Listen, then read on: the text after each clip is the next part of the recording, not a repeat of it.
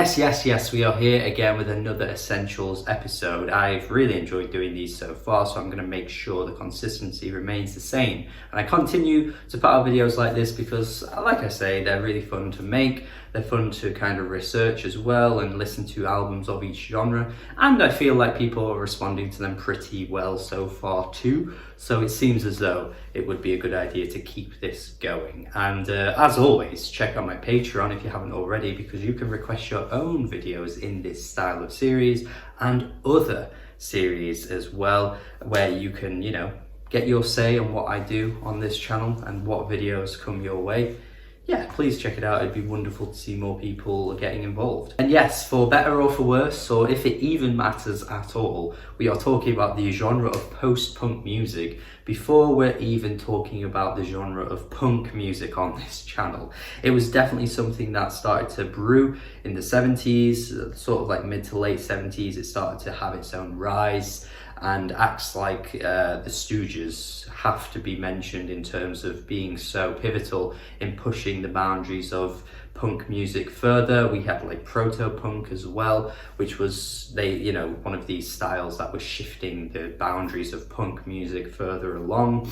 And of course we have punk music itself, which obviously post-punk wouldn't exist without. But in some ways, whether I am just putting my own biases in this or not, I do feel like post-punk as a genre might have had a little bit more influence on a wider set of genres than punk music did in its own right. Punk as an aesthetic, I think, has had more influence, but I'm just talking about the style of music that post-punk has offered. I mean, even to this day, we have bands like Courting, like Yard Act, like Sleaford Mods, like Black Midi, like Black Country New Road, who are all in their own right gaining their own prevalence on a pretty small scale, but there is dedicated love for all of these acts, among many more, by the way, that are still pulling from the styles of post-punk even today.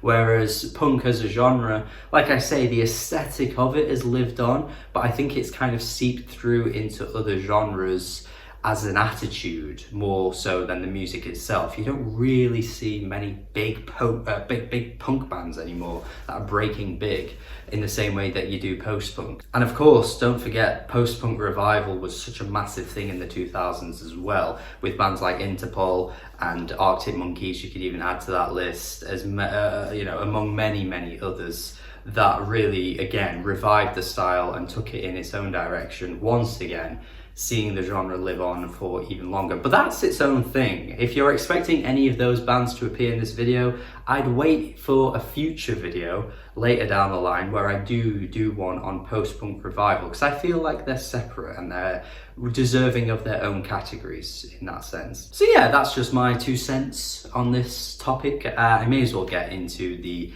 albums now. I'm going to give you 5, as always, essential albums that I think are worthy of giving your ears onto if you've never given this genre a listen, or if you have given this genre a listen, then there might be 1 or 2 picks that might not necessarily be ones you'd immediately think of, but the point of this series is to kind of get you onto some new music, maybe some music that you never thought of checking out before, or you might not have even heard of, although all 5 of these are pretty recognizable names, I'd say.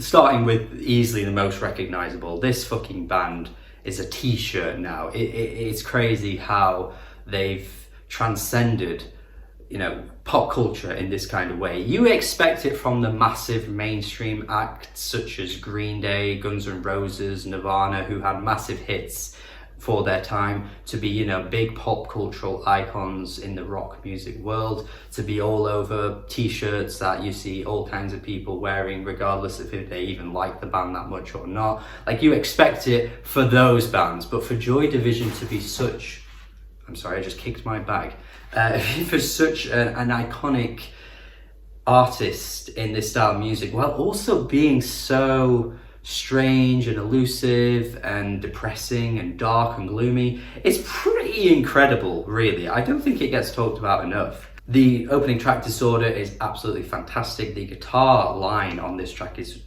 absolutely iconic in its own right anyway, but just the atmosphere they conjure up with the really, really sort of like doomy, gloomy vocals that match it is just such an amazing experience on the ears. Like this album and many songs from it are so different to any other album I'm going to talk about for this video, because I just feel like they created their own style with this album.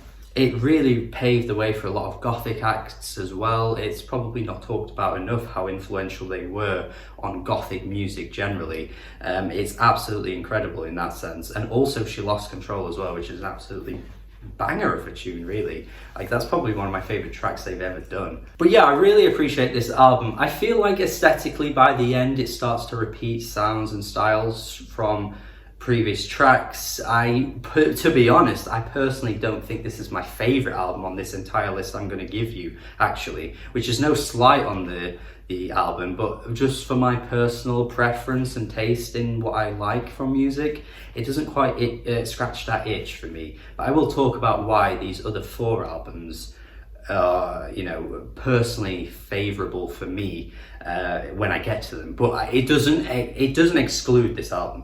Like, what Ian Curtis was doing vocally, lyrically, was absolutely phenomenal for its time. The influence this album's had. Like, there's so much about this album that just absolutely makes it an essential album for this genre of music. It is one of a kind. It's one of the first of its kind in many ways too. Like, you can't discredit it, really. Like, it's an essential to start with, and it is a really, really good album.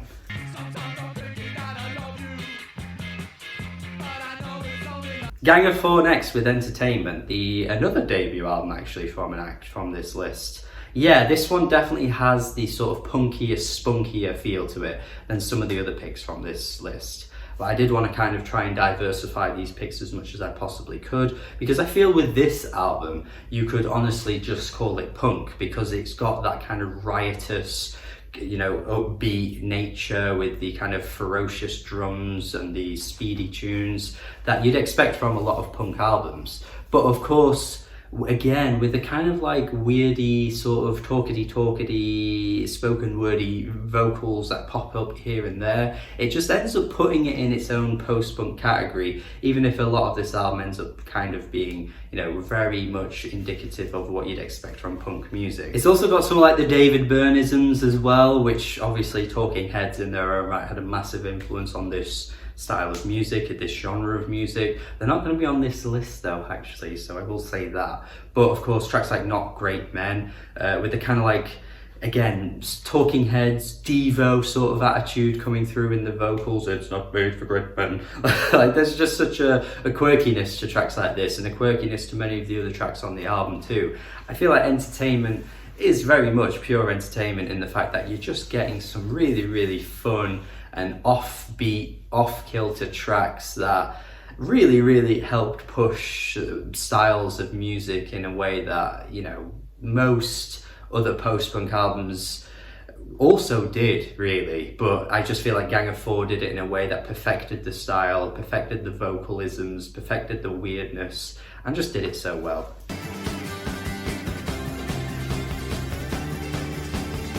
This for me is one of the albums on this list that I was talking about where it might not necessarily get talked as much as many of the other artists or bands in this style, or many of the albums in this style of music too.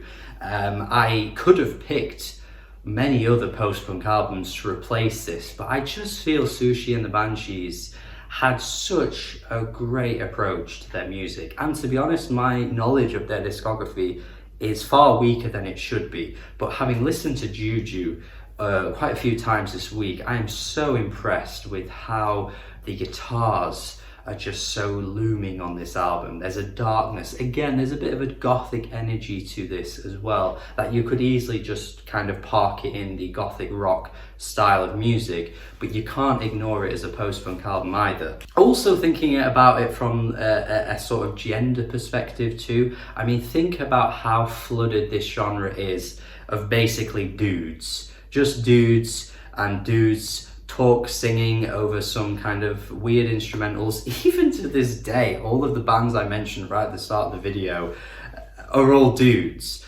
but a female perspective coming through and adding such authority with her voice and authority to the style of music as well. I mean, her vocal tone, particularly on the opening track, is absolutely stellar. Spellbound has got to be up there for one of the best post-punk songs I have ever heard. Her voice is like somewhere between Toya and also somewhere between Sinead O'Connor, from Sinead O'Connor's first album, by the way, I'm talking about. If you just kind of match Toya and her together, you get this vocal presence, and she might honestly have a greater vocal presence than both those artists. I said might there though, keep in mind I said might. I don't know that for sure, but in my mind I am thinking maybe she does. Even still, these tracks are so rough and gloomy, but also really catchy as well. Like, I feel like the guitar tones across this album are fantastically put together. The tracks are just wonderfully done. Like, this is a really good album, and again, I feel like comparatively we're not seeing this one talked up as much as some of the other greats in the genre of music. Not to talk down to the other greats, but I think this should be up there in the conversation. Sky is blue, my hands untied, a world that's true. Similarly with this one, I am being honest when I say this is my favourite album out of all 5 of these albums. And it's not just because it's the lesser known album or the less talked about album, it just is that friggin' bloody good. The Killing Moon, which is an essential 80s tune, by the way, like just all genres, this is an essential 80s track. It's absolutely fantastic. But even some of the lesser talked about songs like Nocturnal Me and Silver are absolutely stellar songs. Like, they are so well put together. The rhythms that they come up with on this album with the guitars are sensational.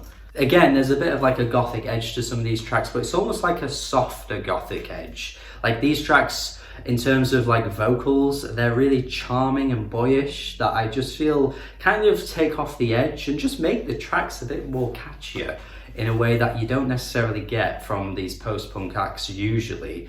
And that's not to say the genre isn't ever catchy, but I just feel like the way Echo and the Bunnymen approached the songwriting on this album was just more melodies first and everything else sort of came after, but in no slight to the album, because it's brilliant. Honestly, if you are a fan of The Cure and you've never listened to Echo and the Bunnymen, and The Cure could have also appeared on this list as well, but I want to save them for a separate video at some point, and you've never heard Echo and the Bunnymen, but you're a big fan of The Cure, I don't know what you're doing. This album is unbelievably good. The title track, Ocean Rain, closes out the album fantastically. It is one of the best of its kind, and I had to include it just for that reason, because it's not just because it gets talked about less, but it genuinely is that good.